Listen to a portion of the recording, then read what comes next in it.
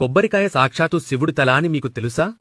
పరమశివుడు త్రిపురాసుర సంహారం చేసేటప్పుడు ఎంత ప్రయత్నించినా సరే వారిని చంపలేకపోతాడు. వాళ్ల ముగ్గురు ఒక వరుసలోకి రావట్లేదు. అప్పుడు బ్రహ్మదేవుడు ఆటంకాలు తొలగాలంటే గణపతికి పూజ చెయ్యాలి అని పరమశివుడికి చెబుతాడు. శివుడు గణపతి పూజకు సిద్ధం చేస్తుంటే సాక్షాత్తు వినాయకుడే వచ్చి తన తండ్రి ఎదుట కూర్చుంటాడు.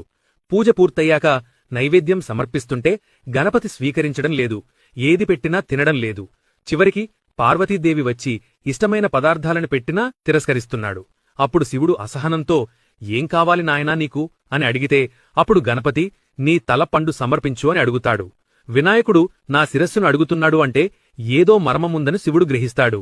శివుడు ధ్యానంలో కూర్చుని దోసలు పట్టేసరికి ఆయన చేతిలోకి తెల్లగా మెరుస్తూ గుండ్రంగా ఉన్న ఒక పదార్థం ప్రత్యక్షమయ్యింది. పరమేశ్వరుడికి ఉన్న 3 కన్నులాగా ఆ పదార్థంపై 3 కన్లు ఏర్పడ్డాయి. లక్ష్మీనారాయణ శక్తి కూడా అందులో నిక్షిప్తమయ్యింది. శివుడు తలపై ఉన్న గంగమ్మ అందులోకి ప్రవేశించింది. పార్వతీదేవి తినే పదార్థంలాగా అందులోకి ప్రవేశించింది. అప్పుడు ఆ పవిత్ర పదార్థాన్ని గణపతి స్వీకరిస్తాడు. ఇక గణపతి అది తిని ఇప్పటినుండి ఈ పండుని శ్రీఫలమని పిలుస్తారు అని వరమిచ్చాడు.